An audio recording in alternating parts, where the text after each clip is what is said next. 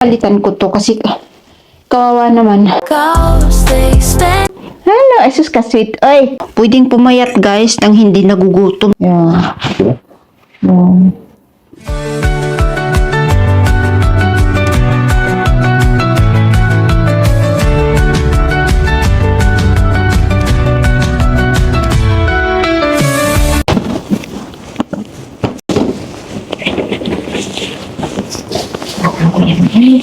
Balik tayo ng bago. The last day goes, they expand and shrink. Memories blur faster than you think. Hello guys. Pauwi na po ako. Quarter to 6. Lasing ko kami natapos doon. Tapos dumaan ako sa Woolworth. Hindi natingin ako yung pang cover sa couch. Wala man sila So bumili ako ng parang something ba na ito sa cover ko na gray. Kasi kawawa naman yung kulay ng ating cover, no? Red and blue. Hindi match. So, bili ako ng tatlo. I hope na pwede na to. Pero kung hindi kaya, baka need ko talaga yung ididikit ba na para siyang rubber. Baka need ko yun. So, katry ko pa rin ito. Itong nabili ko, guys. Para naman pumunta yung ating couch. So, ayan. Maulan buong araw, no? Pero medyo tumigil na siya ngayon. Hindi na paglabas ko. Kaya napadaan tuloy ako sa Woolworth kasi nga papalitan ko to kasi kawawa naman. So, ito yung asikasuhin ko ngayon. Sana gumana siya, The last day goes, they expand and shrink. Memories blur faster than you think. My moments forever. Ito na siya, guys. Ito na yung aking nakabira, no? Kulang pa ako ng ba? Ilan ba? Dalawa is medyo match-match siya ng konti. Kaysa doon sa red and blue. Okay na yan. Yay! Productive yung ating araw, guys. Tingnan. Okay na siya, guys, diba? Kahit paano. Ayan. Ewan ko baka magdagdag ako ng another dalawa. Rubber ko pa ba itong nasa itaas? Baka hindi na. Okay na yan siguro. Ayan. Yung dalawa ba? Yung headboard. Pwede pa ako magdagdag ng dalawa. At least di ba guys, no? Kahit paano, okay na siya. Ay, nakapaglinis ako today, guys. Yay! Nag-alis ng mga alikabok. Naglinis ng sahig. Oh, malinis na. Nag-scratch ako ng carpet. Nag-umpisa na naman yung bagong buhok ng mga alaga. Kailangan kong makalabas, guys. Hindi pwedeng hindi ako mag-walking. So, pupunta ako ng Lidl kasi mag-meal prep ako. And para makapag-walking na din. Time check is 4:30. 4:30 in the afternoon. So, let's go. Nanggigisingan siya. Marunong naman gising si Charlie. Hey, hello. Hello, asus ka sweet. Oy. Sweet, oy. Yeah? Bilog mo. Ayun, yung puti na yan. Puro snow yan. Panay bagsak pa. Ibaling maigsi.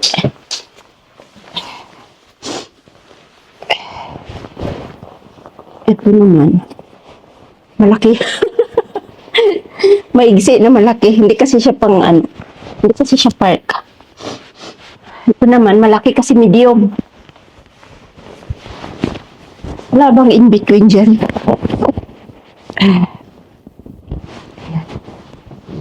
Wala. Diba? Ayaw ko naman dito, guys. Sakto yung dito na gagawin. So, ang init na sa insane. Ito na naman. Magdala ako ng backpack kasi nga mamili ako. Okay, hindi ko nadali yung camera, guys, kasi baka masira na naman.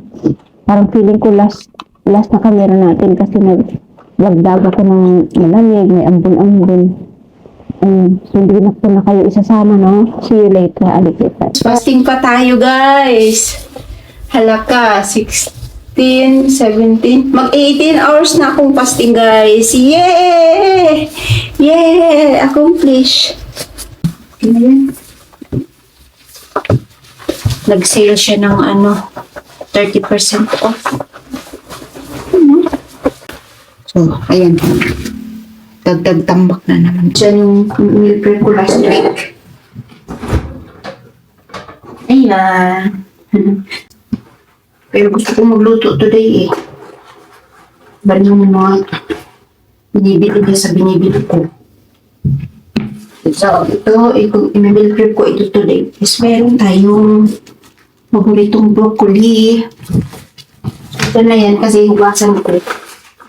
And meron tayong blueberries. Avocado. Oops. Taran! Mango. O, di ba? Yan lagi nyo nakikita guys pag nagbibili ako. Yan. Meron tayong chicken breast. Naka-chop na yan. And meron tayong ground beef. Yan. Beef ko today guys. Lagyan muna natin sa ref. Sasama ko na fish. Hey guys, let's eat. Oh, pwedeng pumayat guys nang hindi nagugutom. Tingnan nyo naman oh. Puno yung aking plato guys. First meal ko pa lang yan. Meron pa akong pang dinner mamaya. So, di ba hindi natin kailangang magutom. Di ba? Basta titingnan natin kung ano yung kinakain. Bismillah. Nakuha ako ng suka. Meron akong sinamak na binili sa Asian store na gawang Philippines. Dapat daw, una ang protein. Protein first para hindi mag-spike yung ating sugar.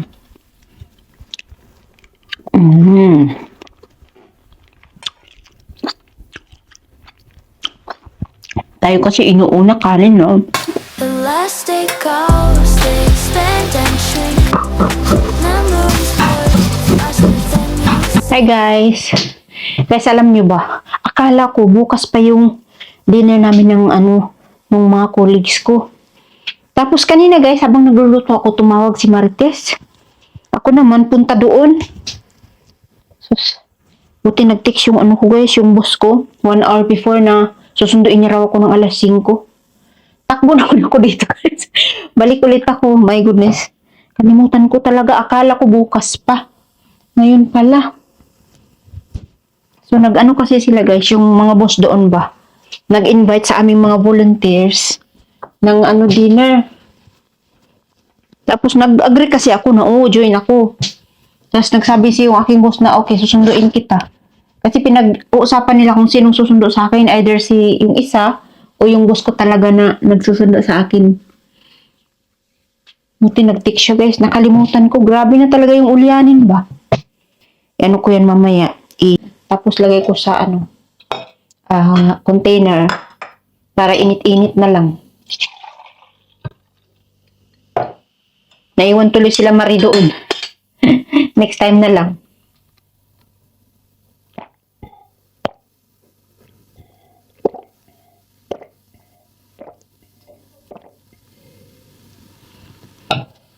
See you later guys. Malapit na yung aking boss. Mag-antay lang ako dito, mag-jacket na ako. Yung jacket na ako kasi malapit na yun. Oh yeah, malapit na nga.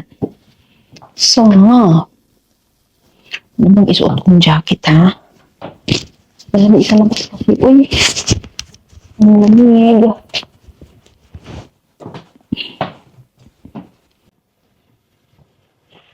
Grabe yung takbo-takbo ko ngayong araw guys pa. Kasi papunta doon kila Marie at pabalik. Naglakad lang ako. Ayun guys, nag-charge naman siya. Okay. Saan ko ba ito ilagay? Sa buhok. Na lang, ayaw ko siyang i-ano. Yeah.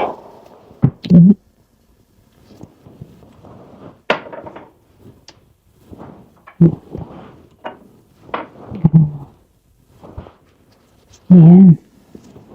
Ito. Likod ng tenga.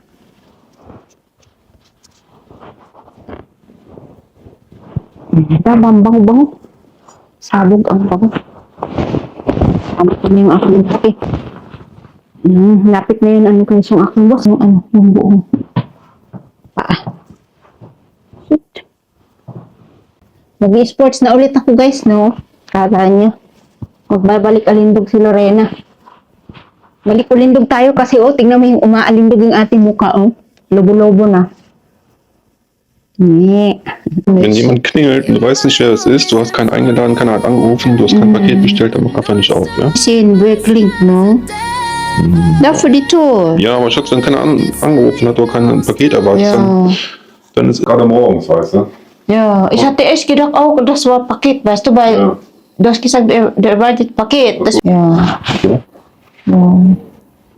Grabe ba? Na-stress, ewan sa stress. Na-stress talaga ako kagahapon ba? Thank you, my love, for your help. Das mich geholfen with my nervous system. Ja, echt. Ja, du. Was hast du dann gestern? Du? Kann ich Ikaw talaga si Lorena. kenn das nur. Sa inis, no? Yeah. Zusammen, ja? Yeah. Ay, naku guys. Ikwento ko sa inyo yung aking natatawag na katangahan. Hindi ako proud na sa katangahan ko, guys. Pero isi-share ko para ma-aware yung iba. Actually, aware naman ako sa mga ganun. Ewan ko ba ano nangyari? Ba't ganun? Dayaan ko na ganun. Tapos hindi lang yun, twice na yun nangyari din. Nangyari din before.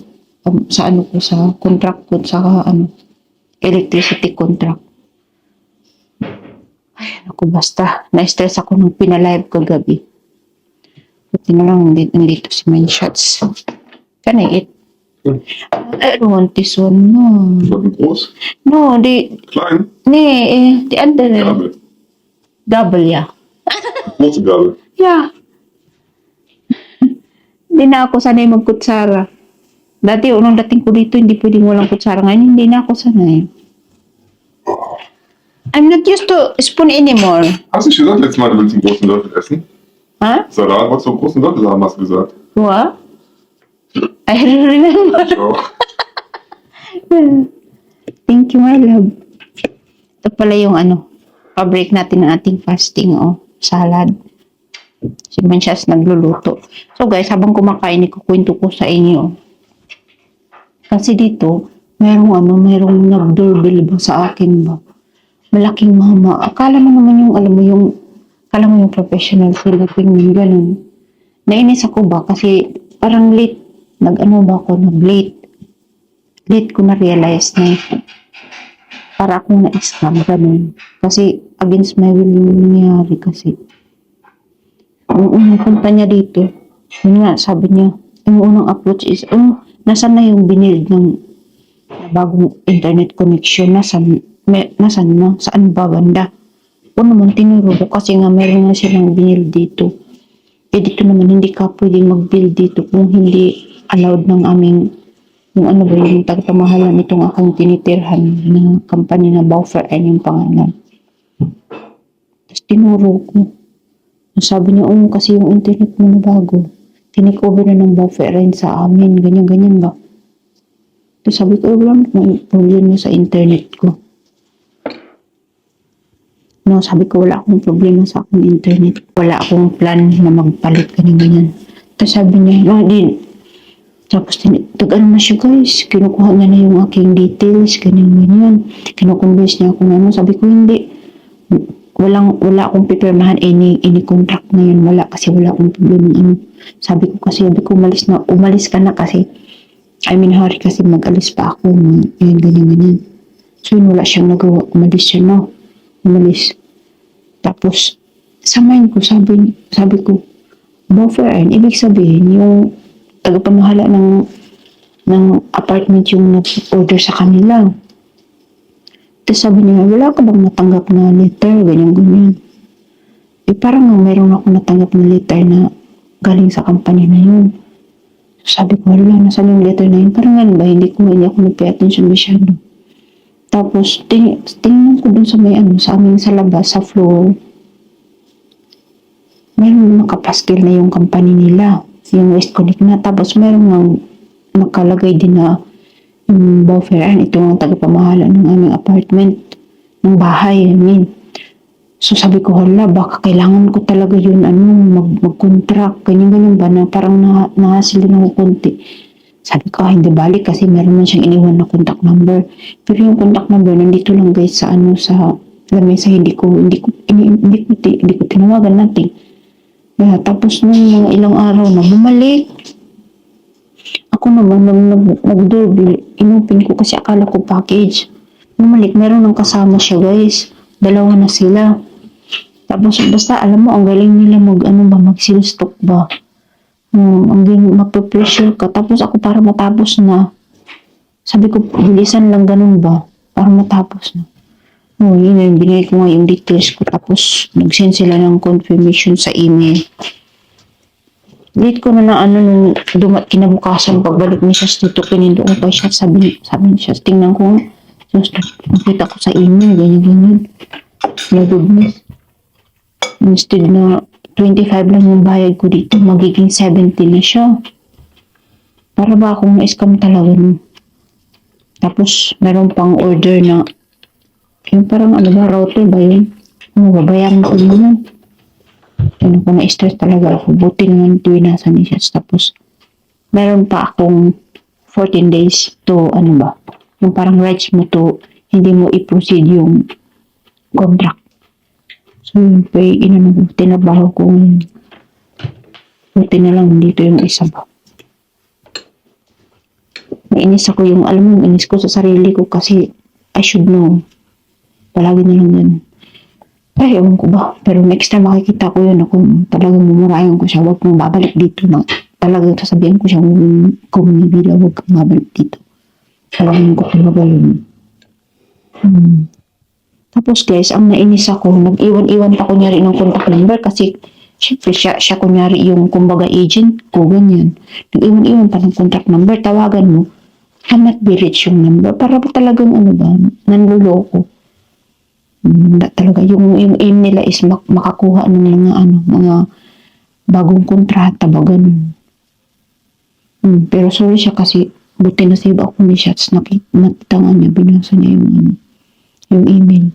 Kasi guys, alam mo ba dito, grabe parang dito kasi bubumbahin ka ng mga papers. Kung titiyagain mo, basahin lahat yun, ako sasakit ulo mo. Hindi mo pa maintindihan yung mga terms nila. Kaya ngayon, medyo doble ingat talaga ako ngayon. Oh, thank you my love. First meal of the day, my Shatsi is cooking. Pep is minahan. Hast du schon Garmin? Kannst du mir geben? Yeah. Das ist was noch vergessen. Thank you, my love. Sarap.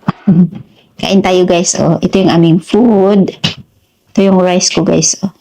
Rice with chicken and salad. Stress talaga ako. Isip man takin nyo ilang yun? Denkst auch was? Ja, aber nicht kalt, my love. Nee. Nicht kalt. Ja.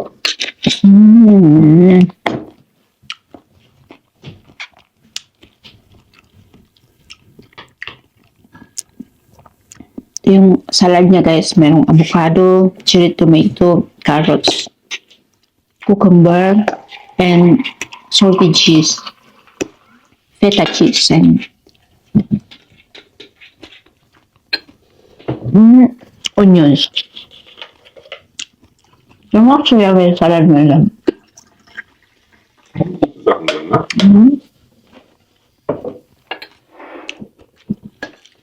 Welche Schwester? The Jungste, Jenny. My sister have a new car. Musst du ganz normal Führerschein machen? Auf Philippinen? Ja, klar. I think in Philippines, if you have a driving license, you can drive, it's not difference of car or motor. If you have driving license, you can drive both. You don't need to extra for motor and for car. Ja, aber hier schon. Yeah, I know. Auch für Ich muss mal LKW, jetzt in ne? der Fahrschule nachfragen, wie es ist. Ich glaube, ich muss noch 5 Fahrstunden machen und dann darf ich Shopper fahren. Tinatanong ni Sias kung meron akong driving license. Wala nga tayo ni bike eh. Nagkikain mo na kami, no?